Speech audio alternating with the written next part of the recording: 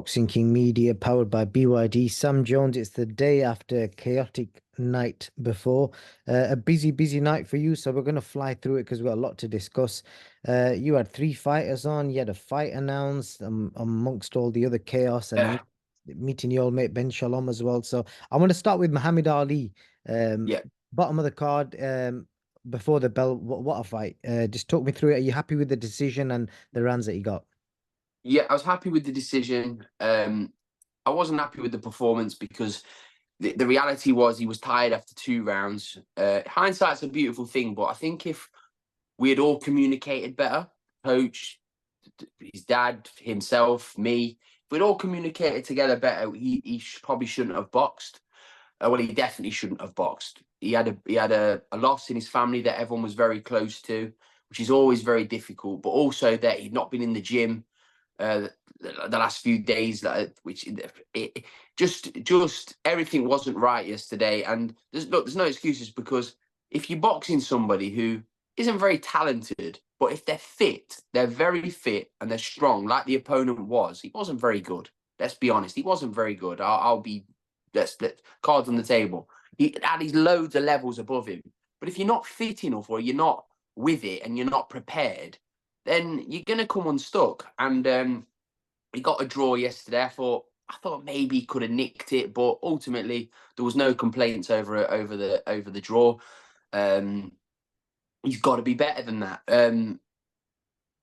I just think, like I say, he shouldn't have boxed, but Is he it should fair be to say beaten. that he showed heart? Because obviously, when you're tired, Yeah, absolutely. you gotta This is you what I gotta mean. dig deep to survive.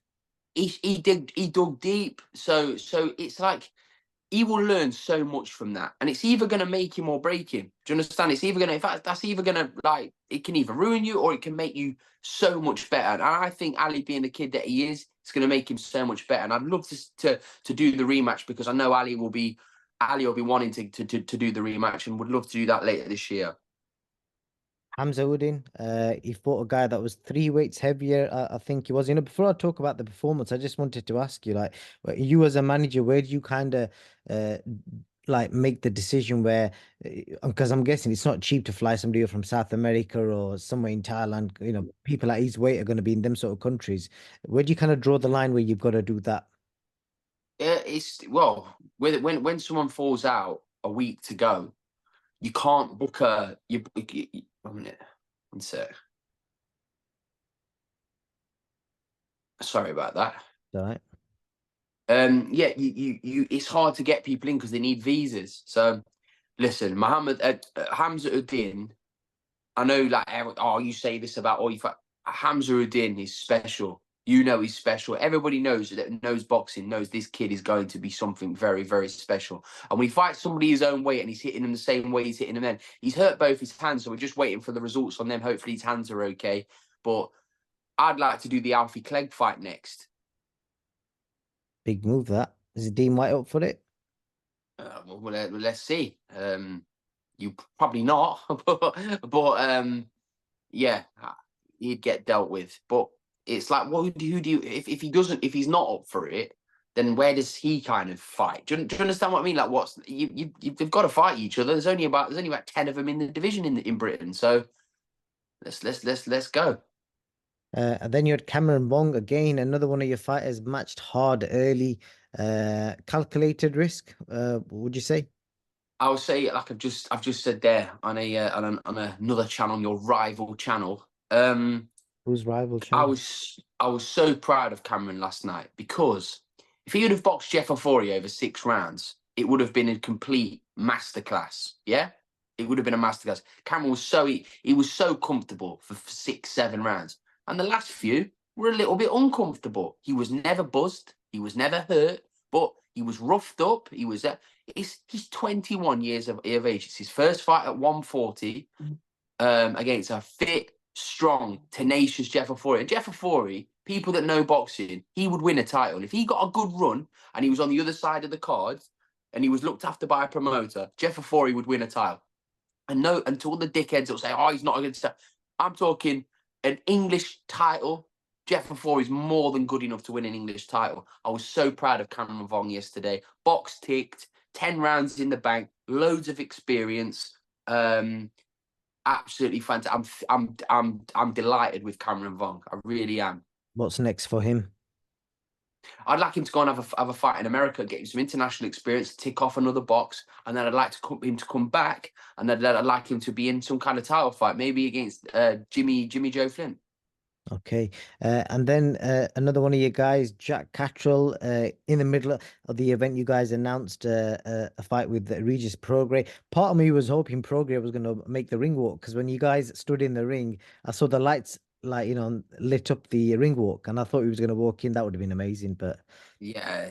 It's yeah, that did happen. Unfortunately, just had me in the ring with Jack and Eddie. But no, honestly, I love working with Jack Catterall. I really do love it so much because he literally said Barboza wanted too much money. I don't want to like lay into Barboza because he knows that if he was coming over here, Jack Catterall's going to beat him. That's his ranking gone. So he was just trying to squeeze his. He was just being a bit ridiculous with money, asking for 3-4 times the amount of money he's ever earned in his life. So he can go and do whatever he's doing. But Jack Catterall against Regis Prograis is the biggest 140 fight outside of outside of the champions.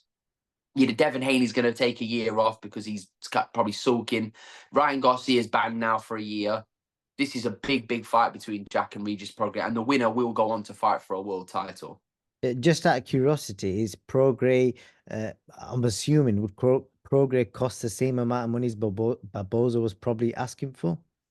No, so what happens is, with Prograis' contract, it would have been probably similar to Jack's, right? In the sense of, if you lose, in your contract, there will be a comeback fight, which you have to take for that, and there's an agreed amount of money. Do you understand? I got So you. Prograis would have been given a few options by Matchroom, and he's chose to fight. Well, who knows? I don't know how the negotiations have gone, but ultimately he's coming over to Manchester and fight. Listen, Regis Prograis is a tough bastard. He's not going to duck Jack If Catterall. anything, it's a harder fight. 100%, Yeah. 100%. It's like it. But listen, Jack asked me, Sam, make me the biggest available fight. I'm not sitting out. I'm not waiting for things to happen. Make me the biggest fight. So we did it in about 20 minutes. And the best part is we just can talk. So I'm already looking forward to the press conference. Any news on that? Is that happening anytime soon? Yeah, it's probably going to be in the next week or so. Yeah, I'm looking forward to see Regis. We get on really well, to be fair. So I'm gonna have to. He's my enemy. He's my enemy from now until the moment the fight finishes. Then we can go for dinner and stuff afterwards. But until then, fuck him. And it's interesting. I don't know if you picked up on this, but you had like a seriously diverse stable out last night. You were representing the British Indians, the British Bengalis, the British Pakistanis, and top it off, you got Jack Catterall. And sorry, I'm Yeah, not, and he's Vietnamese. I meant. yeah. Cam's half Vietnamese, quarter Chinese. Um, yeah.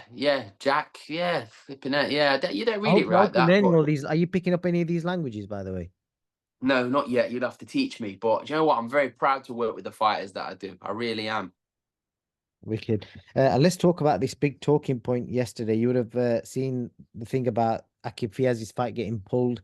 No one's really said anything, but obviously, if you apply common sense to it, there's a suggestion that some bets are gone in on a certain outcome on the fight. But for something like that to happen, one of the fighters has got to be in on it. That's ultimately what's been suspected, isn't it? Yeah, look, I was made aware of it earlier on in the day. It's not something I really want to speak about because it's not my business. I just listen. It's all going to come out. It always does. It's a small world, boxing, so I'm sure people will find out what's actually happened in due course, and the border control will do their own investigation, and yeah, punishments will be handed out if they're required. So yeah, I don't really want to speak too much about on that. Not talking about it, do you think like they could have just let it roll, whatever they were suspecting would have happened and see I unfold? don't know. Honestly, I really don't know. It's just it's not the best situation. It really isn't. So who knows? I think the right call was made though. Okay. And what is next for you and your stable? Who's that next? I know Jack's getting. Japan, Mark Dickinson, Japan in Osaka in 2 weeks' time. So looking forward to that. Heading out to Japan, long old flight out there, and we expect Mark to do a right job on the hometown boy. You've been in Japan before? Yes, loved it. Beautiful place. Really loved it. One of the best places I've ever been. What would you compare it to? I'm just curious. Never been. Can't really compare it to anywhere, to be honest with you, because it's so different to anywhere I've ever been. I thought, could it be like Thailand? I've been to China, I've been to Thailand. It's not like neither. Is it safe like Dubai? Yeah, safe. Like, Yeah, well, when I was, when it was safe, I just thought that they're such. It's all about respect. Everything's so respectful there. I loved it. I really did love it. I cannot wait to go back. To be honest. wicked. Sam, I think that's it really. You got Yeah, any plans nice. for this nice, beautiful day, Sunday? No, I'm going to do absolutely nothing. I'd love to tell you I'm going to go out there and sit Sunday. outside. I'm not. I'm going to literally sit down and just avoid doing anything as long as possible. Good man. Well, I appreciate your time, Sam, and we'll catch up soon.